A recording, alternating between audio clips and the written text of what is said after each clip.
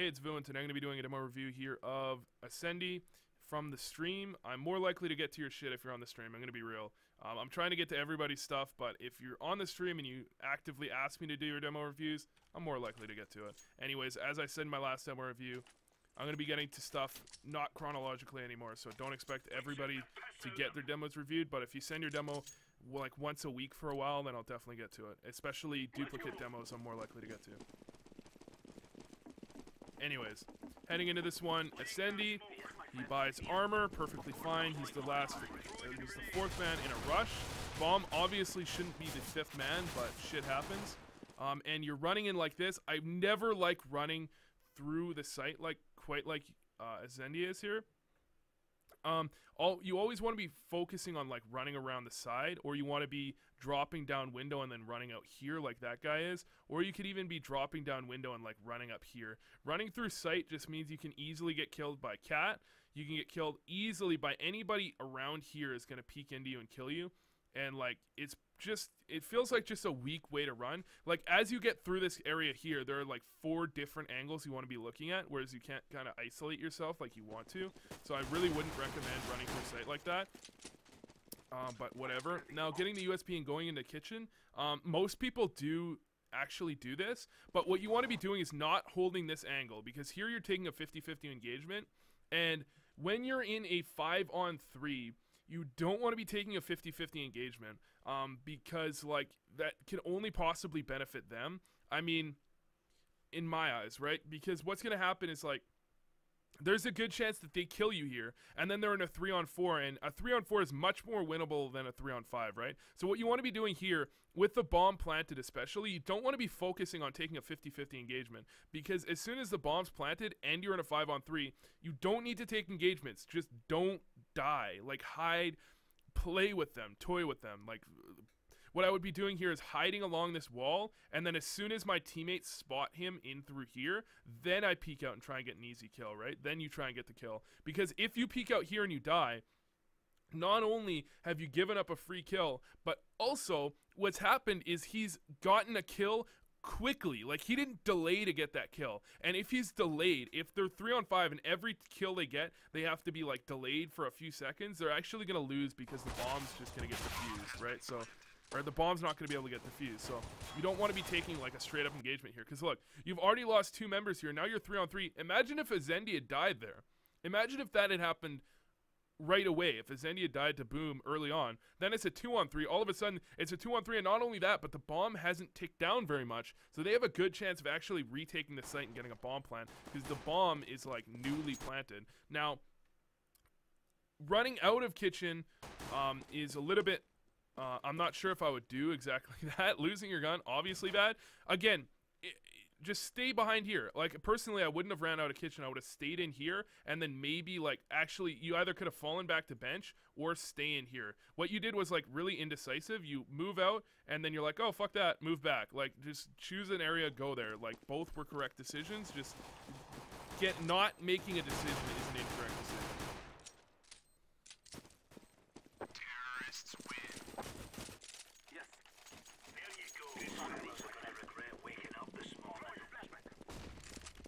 Alright, so here with a Bison, I'm not particularly a fan of the Bison, but it's whatever. What you need to make sure you're doing is not this. You see this? You're clumped up into 2 separate clumps. Don't do that. That's really fucking bad, because what could happen, this Kermit PMC guy here is on truck, kills both of you, and then he can actually, like, reset and change positions. Or, like, if, like, worst case scenario, you 2 here are pushed up to here, you both die, and then they can pick up your gun and reset. It's just really bad. You never want to push out 2 separate groups there. It's just really bad. Get 5-man grouped up, then go. So, heading in round number 3. Again, you bought up another Bison? I think you bought up another Bison. What I would do if you die on round number 2 is just pistol up. Don't bother buying another SMG, just pistol up. There's no reason to buy up another SMG, but if you, like, got dropped, then that's perfectly fine. Now, this one's a little bit better where you did jump out window and you went directly over here. However, I recommend instead of turning around and shooting at this guy, get over here. Like, get over in this way. Because what's going to happen now, it doesn't matter if you kill this guy. This guy's irrelevant. Like, forget about this guy, because he's gonna die to someone else anyways. He's got no gun. He's not gonna op you. Like, he's not gonna kill you quickly from that angle. You don't have to worry about him, right? Forget about that guy. What you have to worry about is people coming from cat and coming up behind you and killing you, and they can even get aggressively positioned. They can pick up your gun. They're in a good position to start to retake the site. This guy doesn't matter because he's got no gun, long range, in a position where he can't chase you. Your teammates are already pushing up on him. Forget about that. You are the only person here that can clear out cat. Like, your team is not going to be clearing out cat for you. So you always got to be choosing and making sure you're clearing out your angle. Because now, I mean, if you would run right to cat immediately, like out the window and directly to cat, you would be here, and there's no, like, you could catch them and you could shut down, this angle here. You could shut this whole angle down. Instead, now, since you didn't run immediately there, you kind of have to worry quite a bit about this angle. You can no longer take this angle, or at least it's very dangerous to take this angle. Instead, you should be playing like right here to play it safe. And if you run up to cat, I mean, you're 5-on-1 at this point, so it doesn't really matter. So I'm just gonna forget about that.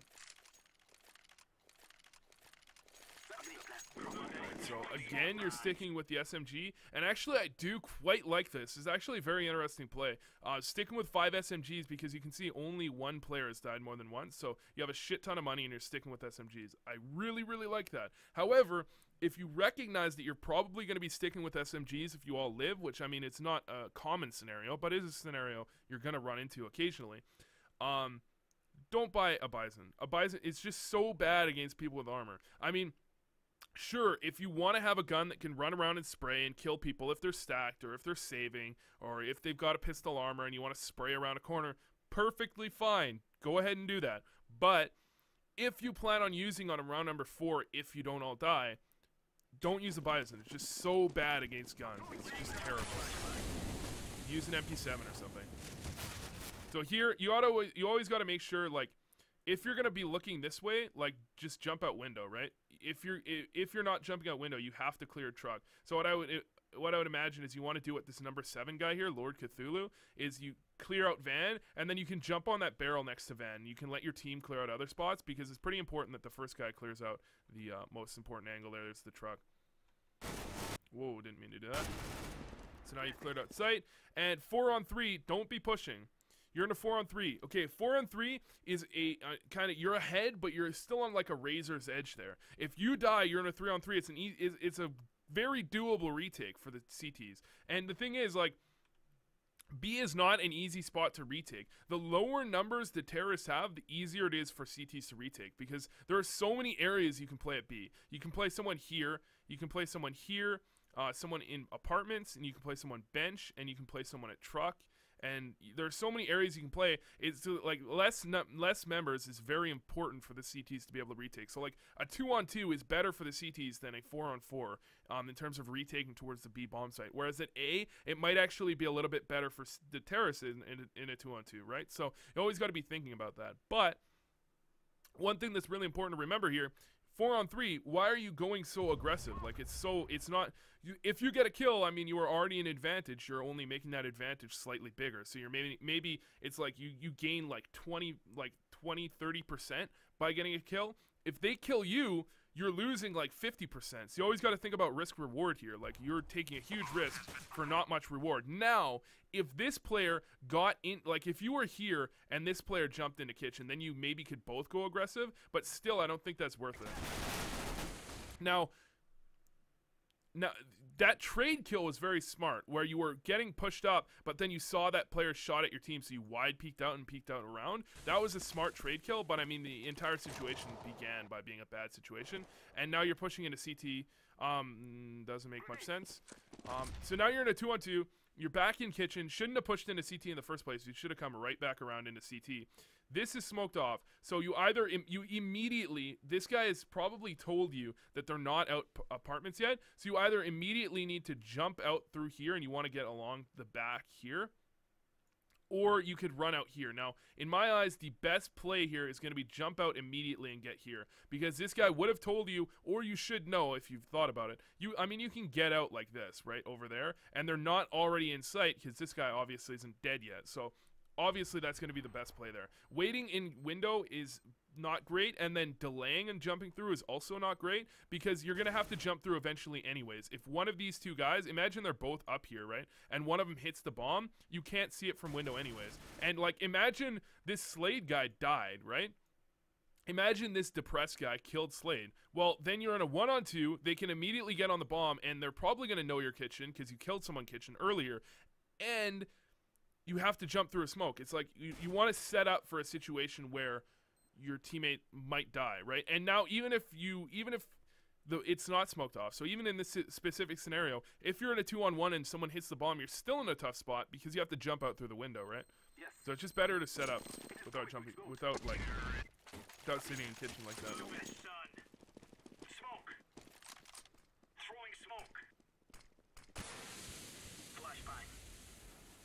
So here, you're on full guns, which is perfect. You're up 4-0, which is also perfect. You should be knowing here that they're probably on an eco or probably at least on a force buy. So what I would have recommended here, since I've just been told that it's a 5-man queue, what I would recommend, if you know, after you win the first 4 rounds, you know they're probably on a force buy.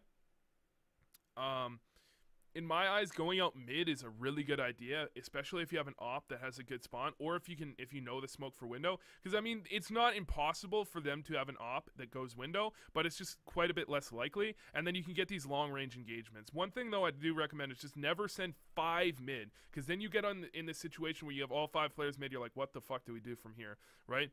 3 mid, 2A, right? Like what I like to do for my anti-eco. So what I would do on round number 5 here. Even though this isn't a guaranteed eco, this is either an eco or a force buy. Okay, I send one guy here with an op looking towards mid. Okay, one guy here like towards underpass, like watching underpass, for so like towards here. So we've got one guy here looking towards mid, one guy here looking at underpass, one guy like here looking at apartments, right? And 2 guys palace. So one guy like here, like waiting for this push, and one guy like here waiting for that push, but or here. And so there's everybody's supporting each other. Everybody has a role where they can support each other. These 2 guys can support each other. This guy can fall back if necessary. He doesn't necessarily need support, and these 2 guys can support each other, right? That's what I'd like to do, just so you can get good map control. And then what you do is these 3 guys fall back and hit mid later, and then these 2 guys will come out palace, right? So you have a good split. Anyways, going straight towards A when they're force buying is generally not, in my opinion, a great play, because they're going to do what they're doing here. They've got a shotgun close up. They've got this guy back here with a scout, and he can jump scout and totally fuck you up. I just don't really recommend this. If you think they're saving, or if you think they're force buying, in this specific scenario, very specific scenario, I'd recommend rushing A. Instead of delaying A, especially if your plan is to throw smokes. Okay, you're throwing smokes. You know they're forcing. You know they're not on a lot of money. Why throw smokes? This has always been my opinion. I'll say it a million times to anybody who watches any demo review.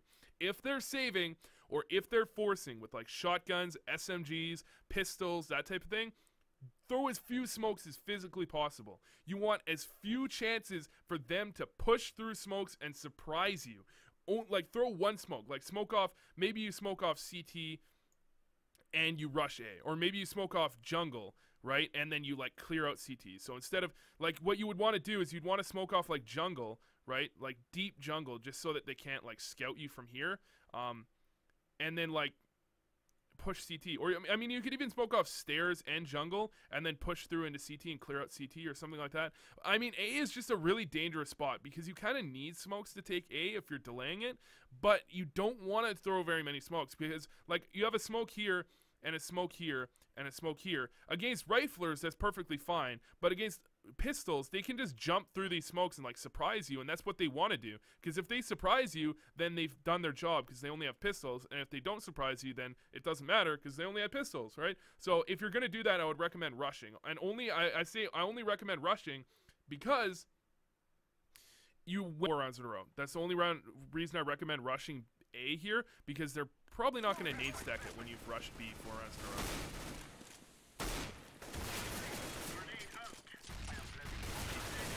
So nothing specific happens here. You're pushing into jungle, which is dangerous. I mean, the most dangerous bit here is like you can't have support from your teammates, so there's no reason to push them into jungle there.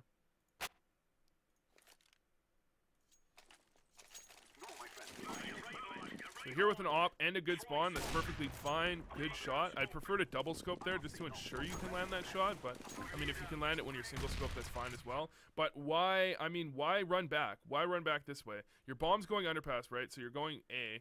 You took control of mid. So what you want to do when you take control of mid with a pick there, stay mid, right? Like, stay in this area, right? And make sure nobody can rotate through here. So this is blocked off and this is blocked off, right? So they can only rotate through CT, and you've blocked off rotates. And you, not only by staying mid, not only do you block off rotates, so you're kind of lurking a little bit, but also what you're doing is it means that if your team wants to stop going B, they don't have to worry. These two guys here, now they have to worry. Like, they could be on cat, there could be guys up here, there could be guys in window, there could be guys in connector, right? They have to worry about a lot. If you stay mid, they don't have to worry about that type of thing. There's no stopping us. For some reason your team went through CT, which is really freaking weird. Here, your teammate's already covering that angle. I mean, people are unlikely to peek him here. He's going to surprise some people. It's his own fault, though, if he dies. Like, I would prefer to see him play behind these flower pots. It's just a better, more safe spot. But you need to be covering the mid connector rotate. That's what you should be covering here. Or like what if someone was hiding in Palace? What if someone was hiding ramp, right? Then your bomb planner would be completely dead, right? Instead, you should play here, and if you think they're going to come connector, peek connector. If you think they're going to come Palace, you know, peek Palace, peek whatever, right? Bomb has been planted. So there you miss that shot, then you don't repeat, because you sufficiently baited for your teammate. Okay, there's no reason to repeat there. As soon as you take that shot, the guy's probably not going to check your teammate's area. Either you don't repeat at all, or you wait for your opponent to start to shoot at your teammate, and then you repeat. Okay, holding that angle is dangerous, but it's okay. I say it's dangerous because if this guy kills you, you're leaving your teammate into a 1v1, right? Where the bomb's already planted for you, right? So there's no real reason for you to peek that. I'd prefer if you played an angle where you're like peeking for him to get here, like an angle like this, where you're like behind the box, maybe like that. It's a little bit dangerous. Or like on top of the box, holding an angle like this, right? There's no reason for you to be taking that engagement, because I mean, what do you gain if you get that kill? Well, I mean, you win the round, but in a 2-on-1, should have won the round anyways, right? But now he's in a 1-on-1, and Slate could certainly lose this, and he does, right? And that's all because you overly peeked. Let's give it some, boys. Smoke.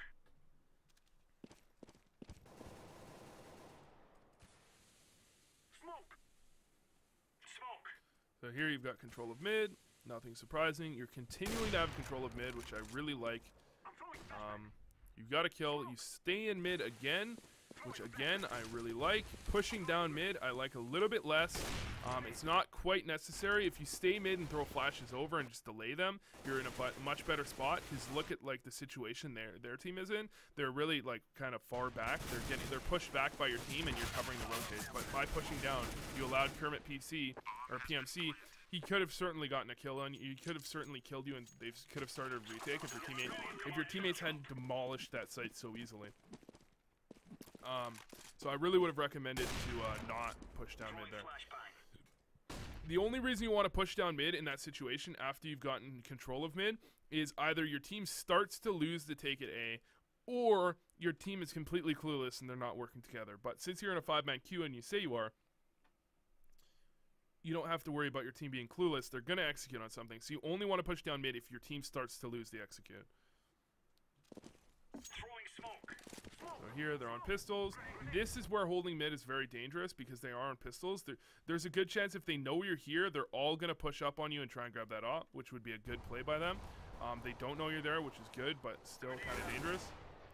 And somehow you got left into a 2-on-4, and that's all your team's fault. That's not your fault. The fact that you were staying passive on mid with an op when you knew they were saving is perfectly fine. So there's the first kill. It's good. The second kill, this is the one where this is the most important kill here, because when you get this kill, you've turned it into a winnable round. 1-on-3 is definitely not what I would call winnable if you play it correctly. Unfortunately, you should have seen Depressed there. You should have seen him, and it would have been an easy kill. So if you had seen that, you definitely could have won the round. Because a 1-on-3 is not very winnable if they play it correctly. You're focusing on them playing it poorly to win that. A 1-on-2 is definitely winnable just by you playing it well. Okay, so why, like, what is the point of spamming this smoke? Like, think about what do you get done? 1 in 100 times you kill someone? 1 in 100 times you do damage to someone? Like, all you're doing is letting them know that you have 2 people, because 2 of you just shot, in apartments. So that's all it's going to do. And not only that, because you shoot, and because, I mean, you don't move after you shoot, he knows you're there. Like, don't, if you're going B, either run it or walk it and don't make noise. And then explode on impact. Don't do that. You saw his leg? Okay, so maybe if you saw his leg, that's fine. But if you see his leg, take those shots and then say, run, like, rush this fucker, like, rush him. Or, if you see his leg, you shoot at him, and then you flash immediately into the smoke, not through it, into it, because he'll get blind and he won't be able to see it, and then you run him. Like, there's no reason to, like,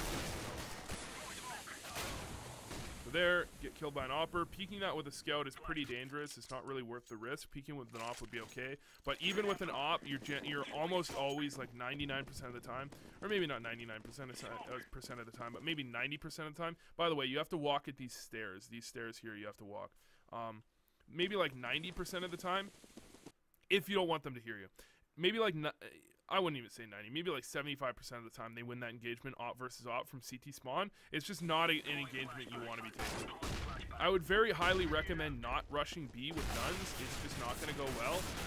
I would recommend walk rushing B, or we used to call it TNT. You lead with an opper. We did this, my teams have always done this at B on Dust 2 back in Source. It was really good. In this game, it's a little bit, not so good. But you, like, run, you go with, like, you walk with 4 people until you're spotted, and then you go. Works a little bit better. Because when you're rushing, they're just going to Molotov you early. They're going to get some free kills. Also, I do recommend you come around the back side of this pole and peek, like, from there. Like, you peek from here over there instead of coming around here, because if they are pushing apartments, you're in a very tough spot when you're right here or right here or right here. Like, in this whole area, you're in a bad spot. You want to be behind this pillar and then peek out like that.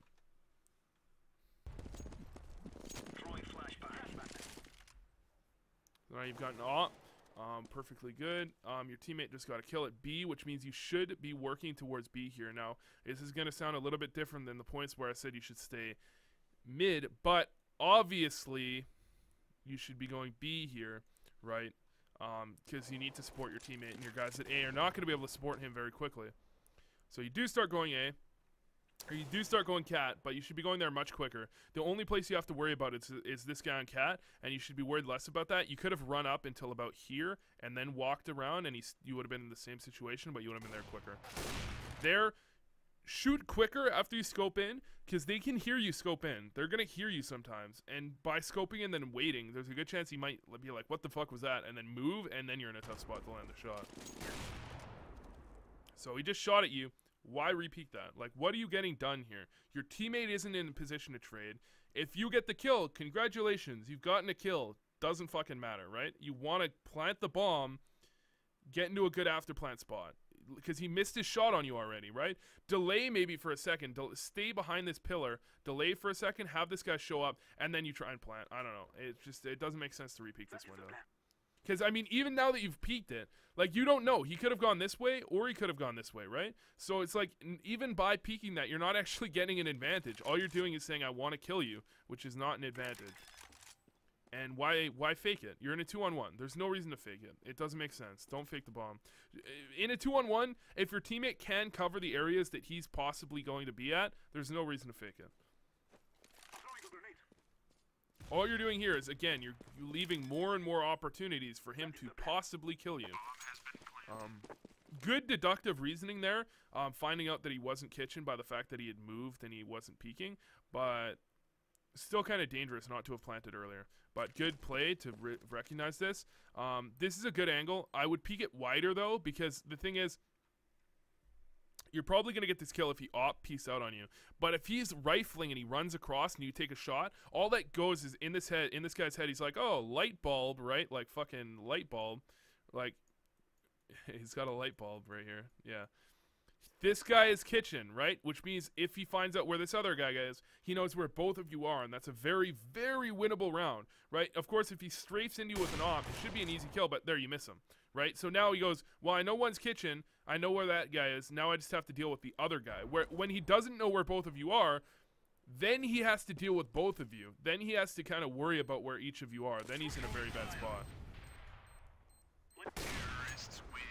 Yeah, that, I kind of like that play where you were peeking even though he hadn't hit the bomb, because with an op, there's a good chance that he can smoke off the bomb and then ninja defuse. So you have to be always aware of that. What I really like to do is like peek out as he touches the bomb, because they have to look down for that millisecond, right, when they touch the bomb, and you can get a free kill when someone touches the bomb.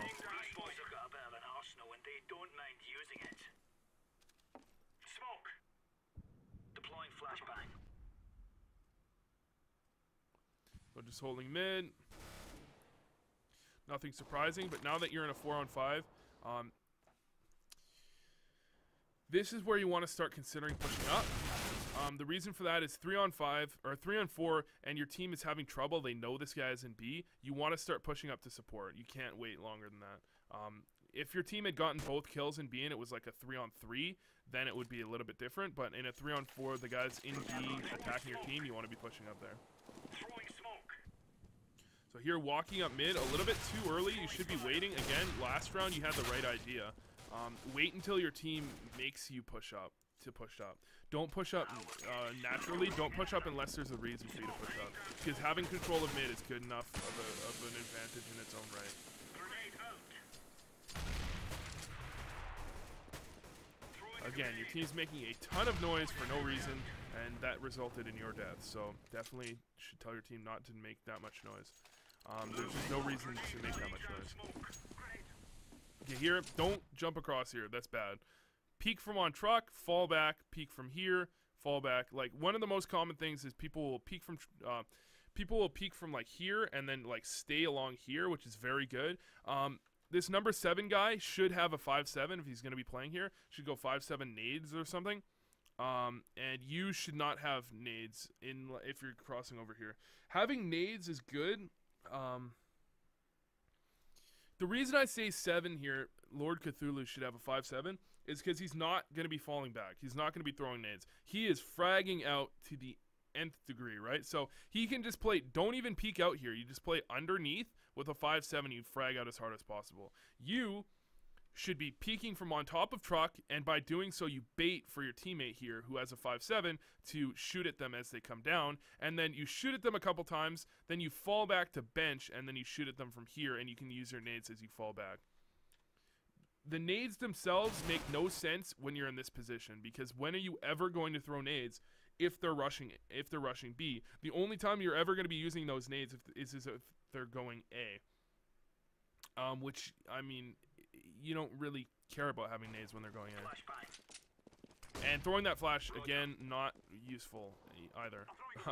You may as well have just knifed someone. I mean, when they pass by you, what's the point in throwing that flash? When they're this close, when you first saw them, they were right there. You are never, ever, ever, ever, ever, ever throwing a flash and having them not beat the flash and kill you. So if they know you're there, you're dead. If they don't know you're there, what is the flash getting for you? What is it doing for you? Well, nothing. The best it's going to do is let them know you're there, right? Because they're going to see that flash and be like, oh, hey, someone's right here throwing a flash at us. Instead, just don't peek, wait, line up a shot, get a free kill in the back. You're very lucky that they didn't know you were there. Now here, that kill you got there was good. You got 2 kills there. But what I would have done is, as that guy plants, look around for another kill to get first. Okay, because the planter, what's he going to do? He's not going to pull out a gun and shoot you in the head. No, he's planting. He's dead, right? You think of him as a dead target as soon as you decide he's dead. So long as you kill him while he's planting. Well, what you should have done is peeked out, found that guy, killed him, then killed the planter. Because possibly what happens is you kill this planter and then this guy turns around and kills you. That's a very possible situation. Somehow they didn't find out you were there. You really should have expected, I mean, they can't know you're there, but you got to expect that they should find out you're there, right? Like, a reasonable opponent is going to fucking realize that you're there. So after you get those 2 kills, you need to be thinking of an exit path. Either exit through there or jump down and stay here and try and delay them.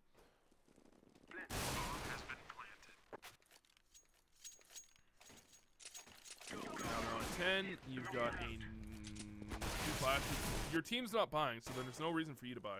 Deploying flashbang. Another cool spot, again, is right next to the truck, waiting for their heads to pop up with a 5.7 in armor. You really surprise people with that. Falling back was a bad idea. They're going to see you from apartments. You shouldn't do that. As soon as you commit to being up there and they see you here, you need to be running like this is your domain, okay? You got to be lord of your domain. This is all you've got, okay? You can't strafe out past that unless you can fall back to bench right away. But I would recommend that you just stay, like, I don't know. You can maybe fall back into sight. We have Mirage. No, sir. Move it. Move it. So here you're buying again, so you've really money fucked yourself. You shouldn't be buying like this. You bought a 5.7 the previous round, just full save this round. Just full save this round. Running way too much, you need to be walking a little bit more. When you're going through apartments like that, you're trying to be stealthy, you're trying to be a ninja, and you're trying to like surprise people. You should be walking more. Because in here, in this area here, this whole area, they can hear you from here. Okay, so you're kind of screwing yourself over. Like, especially like here, I'm pretty sure they can hear you from around here. So you gotta be walking, you gotta be a lot more stealthy. And also, there's a good chance that, there's a good chance that they're walking B, right? Like, they're walking here, in which case you running it is just meaning you're definitely fucking dead every time. Grenade out. So walking it there was much better. I would have preferred if you threw a flash. Running through underpass was kind of dangerous. If you know they're mid, don't run through underpass. If you think they're A, then you run through underpass. You knew this guy was mid, which means he can hear you as you run through, so there's no reason to run through. You gotta walk it. Your team has totally screwed themselves. Your team's biggest mistake here is that you are never high on money. It's baffling that you guys won 4th round. You need to be saving more. You need to be going on full saves. You need to have a full buy on round number 4. It's very important. You had no right to win that last round. And you're going too aggressive in apartments. You should be flashing through here if you're pushing. Hold on. I believe you had armor too. Hold on, let me just check. Let me just check real quick. So, do you have armor? No, you had no armor. There's no reason to push with no armor there. Just hide somewhere. If you have no armor, the moment, like, if you ever get in a gunfight and you have no armor and they have armor, you're dead. There's no way you win that. So, hide somewhere, try and surprise someone. You're pushing too quickly. A lot of the time, people are going to be sitting in apartments like this waiting for you. If you want to push apartments and get aggressive, push late. Push when you have a reason to think they're not there. Push after, like, your teammate throws a smoke, then you throw a smoke, then you push. You push delayed. You don't push right away. It's really bad.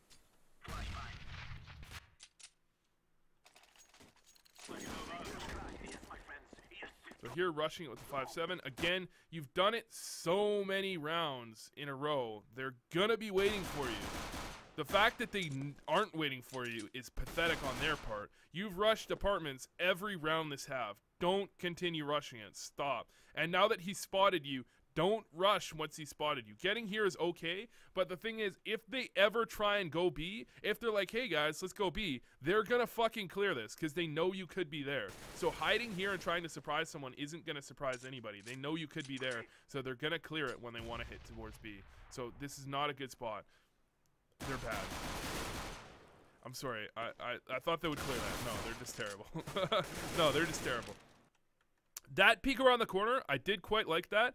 Just to surprise the guy. After you unpeaked, he's like, oh, he's going to stay unpeaked, but you repeaked around. That was a very smart repeak. The small things you do seem to be fairly smart. The big things you do are you're doing kind of dumb stuff or stuff that doesn't make a lot of sense. As soon as he spotted you here, you should have fallen back into B. Hopefully you fall back into B in a way, like, because what happens is he spots you here, and then if he doesn't see you run back, right? If he doesn't see you run back, think back to the beginning of the round. If he doesn't see you run back, then he has to waste nades clearing out this whole area, then waste nades clearing out this whole area, and then, hey, buddy, I'm just sitting over here behind bench, and you've drawn rotates, and we win the round easily.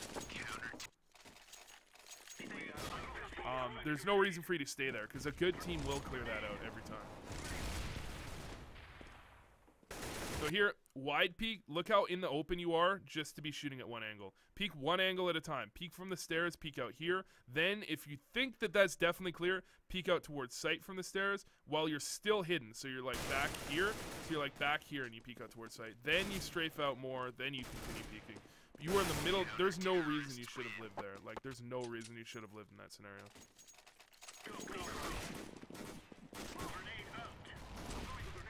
So here with an MP7, I would suggest you go 5.7 over MP7, something like that. I don't like the not MP7, MP9. I don't like the MP9 that much because of this exact scenario. You are so fucked. Like, there is no killing people from here. If you had a 5.7, you would have a better chance from this range. Although I guess the MP7 is okay because you're playing B, so I don't fault you for that. However, again, as you come around this corner, burst. Use it like a burst fire gun. You cannot spray. You need to spray less with this gun. It's just got the fire rate and the recoil pattern is so ridiculous. And you're spraying too quickly. You gotta wait. You gotta let your recoil reset there. You were like bursting, but it was like a burst spray. You gotta let your recoil reset in that situation.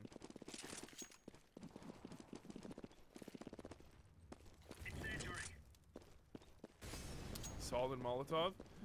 I would have liked that Molotov. It was a smart Molotov, and now they're running through sight. Okay, what you want to do here? Perfect play. Oh yeah, this was great. This is a great play. You played this perfectly. I really like that. Yeah. Now all you need to do is survive, and you're doing it. And now your teammate's shooting at him. Yeah, that was played perfectly. You couldn't have played that any better.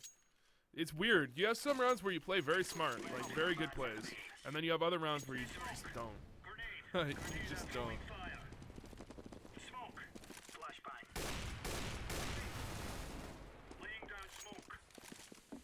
I probably should have explained why that play was perfect. Hold on, I'll go back and do that. Let me just do that real quick.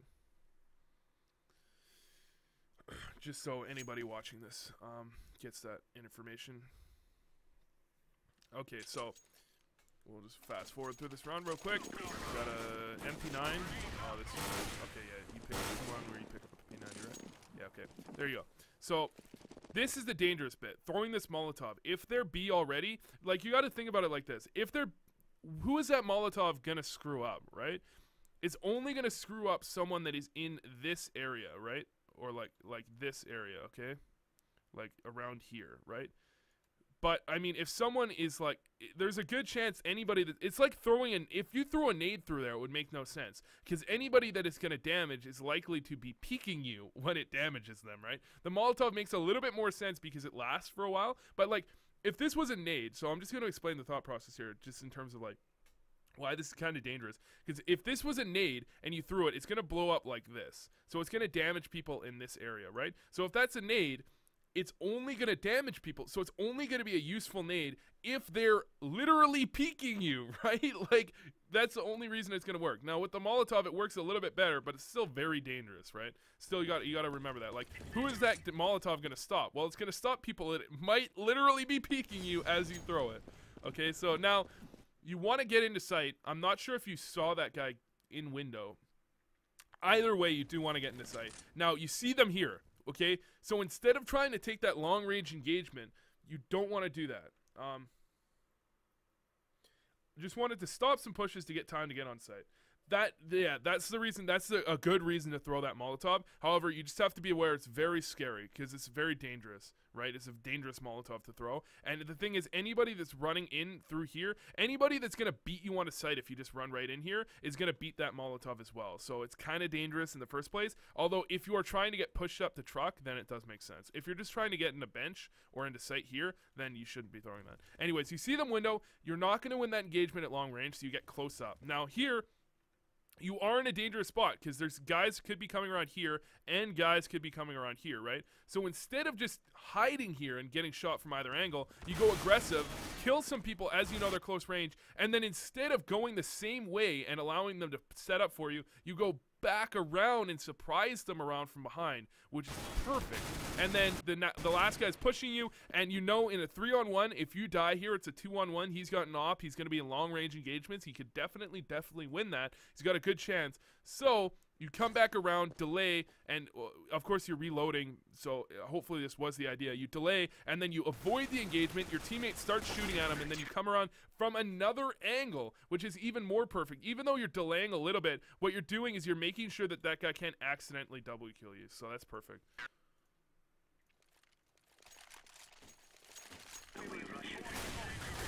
So here, good peek, standard peek, basically.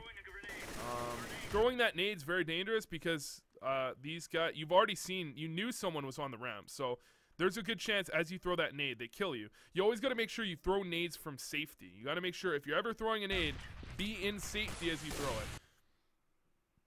If you're ever throwing a nade from an area in the middle of the open, rethink throwing that nade. I mean, there are certain situations where maybe you want to throw a nade from out in the open. It's fucking dangerous, dude. You should very much reconsider it and make sure that it's the right idea. Usually it's not. So again, you're in the middle of the open with an op. Although, I guess you know they're saving, so maybe you're getting a little bit over-aggressive. You're definitely getting over-aggressive by going into the middle of the open and trying to get op frags. That's not even a question. However, I mean, it's just a matchmaking game, so whatever. You have fun. So here, peeking mid. You only want to peek mid if you have a good spawn. I can't remember if you did have a good spawn, but make sure you only do it if you have a good spawn. For some reason you have 3B, which is bad. And now they're in CT spawn. Okay. I don't see anything necessarily wrong with the way you played it. It's just a little bit weird. It's just a little bit... You played it a little bit weird. Personally, I would fall back to bench if possible. However, that's not always possible. So coming around here does make sense. However, I would pull out the op and then peek down here because it's very likely to be a longer range angle. Although, holding on to the P250 isn't like a bad play. It's like, yeah, you didn't play that bad. You just didn't play it quite how I would play it. Looked a little bit weird.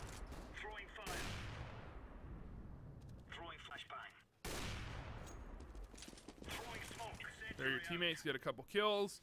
You have nobody covering mid, and you should be hyper aware of that. You need to be covering mid here. Even though they could be coming up Palace, as soon as he's not immediately re-peeking, you need to be worrying about mid. So again, you throw a nade from the middle of the open. Your team is there to help cover mid, but this guy on Cat, he's not covering underpass, so you could certainly get shot in the back from that. You need to be aware. Okay, now, this is the over-rotation problem. You have two people in B. Why have two people in B? You always want to... Okay, a rotation is called a rotation, not a throw everything the fuck out of whack and everybody run one direction. Like, okay, it's a rotation, which means if... Okay, you have a guy on Cat, a guy here, and a guy here, okay? To rotate, this guy comes over here, this guy comes over here, and this guy can stay there, or maybe he could even go over there if he wants. Although I would suggest him stay in A just to be safe, right? Something like that, right? What you're doing is you've got a guy here, and a guy here, and you're like, fuck it, we're going B. Like, it just, don't do that. Now your guy A is totally on his own. Like, your guy on A is, like, so fucking alone. Like, they could come through mid and through A. Like, they could, he's so fucked. And although he's rotating too. He's rotating too. The alphabet starts at the letter A, not the letter B. Come on. We've got 50 seconds on the clock. They could go anywhere they want. Like, you can't be doing that.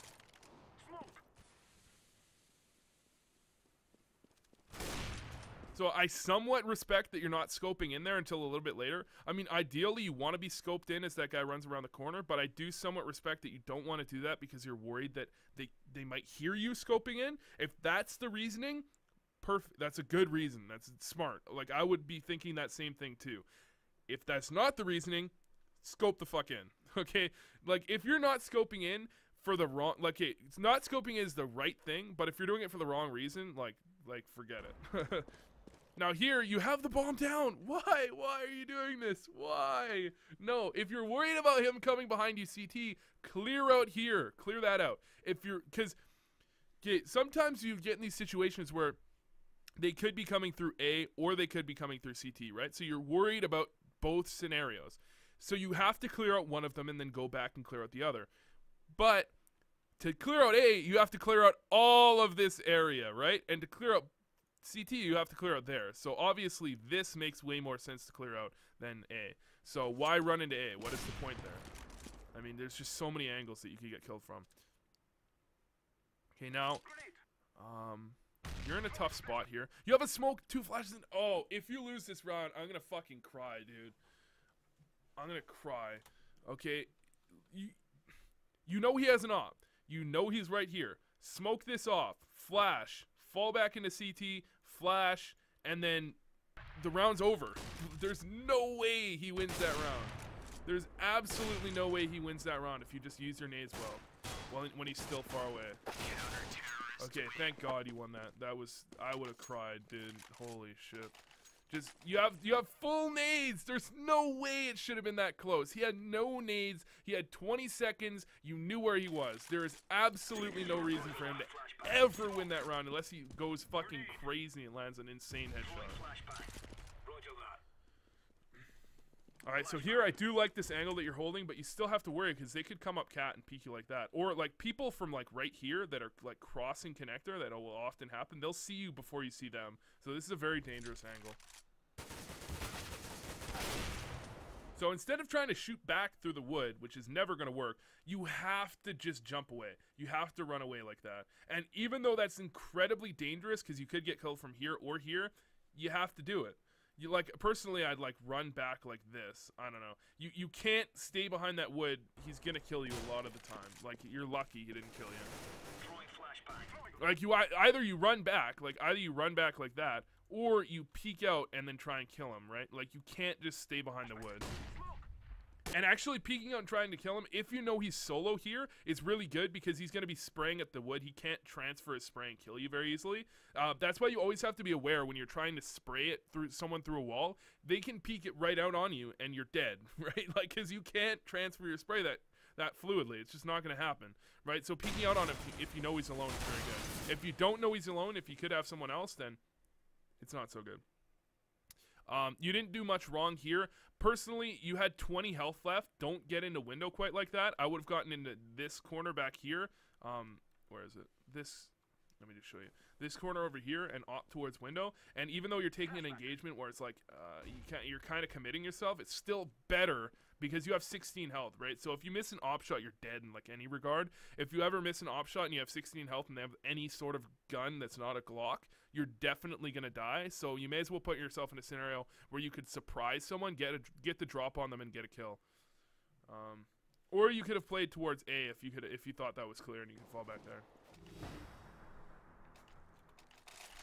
So here with an op again.